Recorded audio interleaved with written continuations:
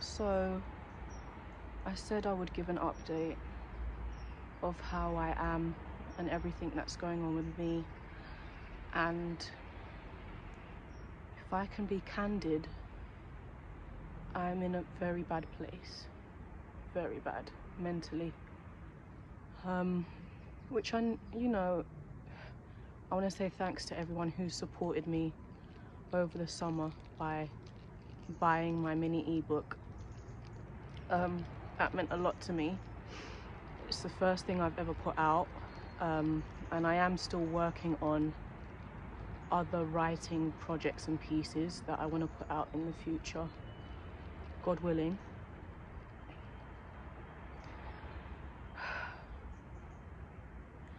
I've always struggled with articulating exactly how I'm feeling. I'm going to try not to cry. And this past year, looking after mum being sick, has just exasperated all of the issues, the domestic issues and the struggles. And I feel like it's within the past 6 months I've kind of finally been able to unpack what all those issues are in my family's dynamics. And I think anyone who's a big sister, who's the eldest daughter, can totally relate to how I'm feeling, because I just feel like I don't have anything left. I have nothing. That's how I feel. I feel like I have nothing and everyone else has everything. And I've never wanted to be the kind of person who's resentful or bitter. But it's like, naively, I was always under the impression, I always thought that, let me support the younger ones, because that's my role as their older sibling. I'm a big sister.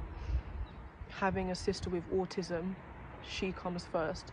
Her safety, everything, all of my thoughts, all of my actions, all of my decisions for the past 30 years, I've had in my mind, at the forefront of my mind, the fact I have younger siblings.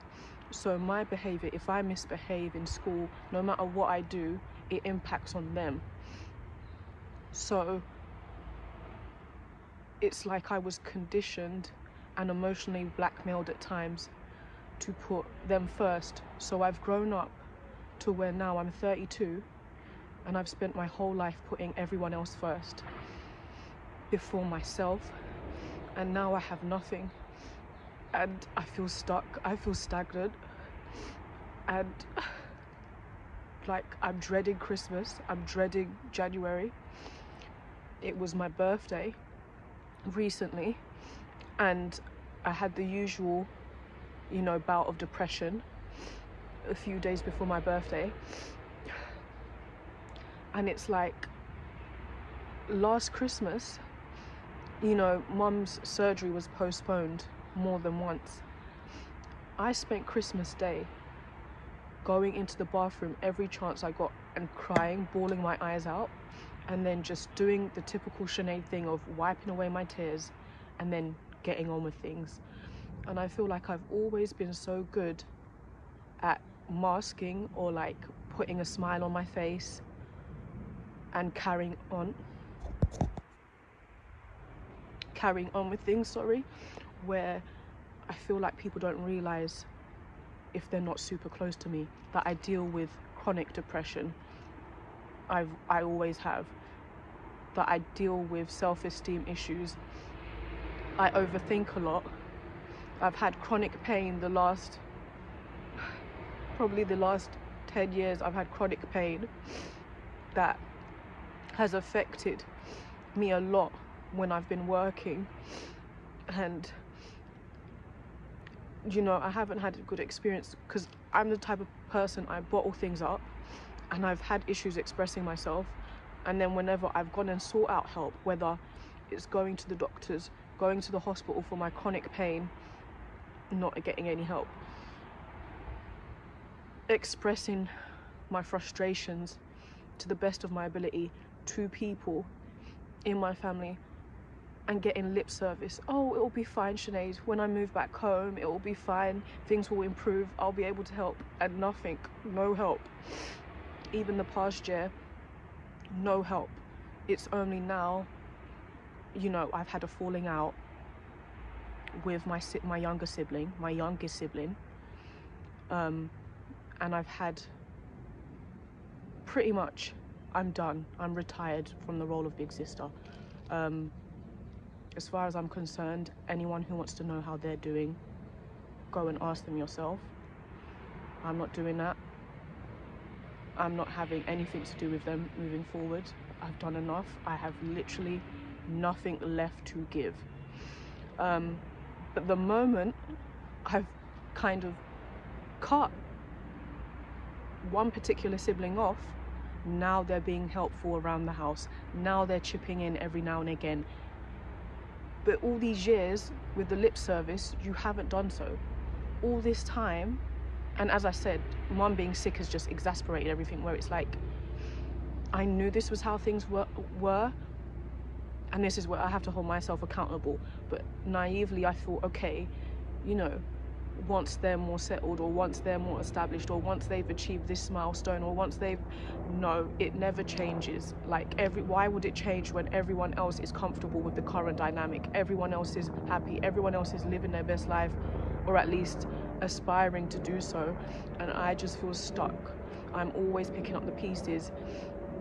Like, I don't know if it's people seeing me as strong and resilient, or knowing that I'm used to coping with things. I'm used to chipping in and helping Mum, that they've just taken advantage of that. And it's like, finally, I'm like, enough is enough. And the sad thing is, it's like, my best friend in the whole world, she doesn't live close by. And then it's like, even last year, before Mum was hospitalized, there were people who were like, Sinead, this is it, finally, like, come, we'll help you. You can start from scratch with nothing, it's fine. And it's like, all those people are gone now, and I just feel so alone. So alone. Yeah, I don't have anything. I just don't. I always thought, you know, push them, help them, be emotionally there for them, be a support system for them. And one day, it will be your turn. And I was stupid. It's never going to be my turn. So I need to make a clean break. I need to leave. And I don't even have any of that support system or those resources. I don't have any of those things that I had last year to do so, but it's going to have to happen. I'm just going to have to start like a baby with nothing, literally the clothes off my back. So yeah, in terms of being a big sister, I rate it 0 out of 10. I wouldn't recommend it for anyone. Be selfish, put yourself first. Don't listen to anyone. It's all just lip service, it's lies. They don't necessarily have your best interest at heart. They're thinking about themselves, as they should. Don't let yourself be emotionally blackmailed. Yeah. So I appreciate any support, even if it's just advice anyone could offer, because going into the new year, I'm not going to be around. I'm going to go. As I said, if it concerns my family members, especially my younger siblings, you're going to have to reach out to them and ask them how they are doing, because I don't know and I don't care anymore. It's like me working through all of my other issues, working on my anxiety, working on my confidence, working on my trauma alone. It helped me realize, hold on, this is also holding me back. My environment is holding me back. Every time I gain a bit of confidence in myself, it's like I move a few steps forward and then how many steps back. Just like I said last year, I had so many plans, so many people around, you know, that I was talking to, who I was going to collaborate with. I was going to pursue, you know, my creative passions finally. I had the confidence to do so. I had the means to do so. Mom's sick. Of course, Sinead is going to be there for her mom. So, yeah, and it's just people disregarding, like, it's the small things. If I was at least appreciated and respected, but they don't appreciate or respect me. And it's like when they disregard your feelings, where you're thinking, okay, I think I might have ADHD.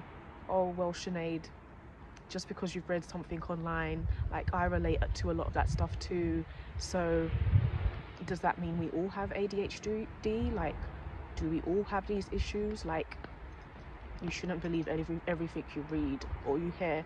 And just a total disregard of, like, your suffering and your struggles, and realizing they can't even be a support system, an emotional support system. They're ill-equipped, or they just don't care. So, don't know where I'm gonna live, don't know what I'm gonna do for money, but this is it. And it's like the two things that I was looking forward to that would have got me through this difficult period with Mum's cancer, for circumstances outside my control, didn't work out, didn't pan out. Anyway, thanks for watching. I'm going to leave the link to my ebook down below. Anyone that can support in any sort of way, I appreciate it greatly. God bless.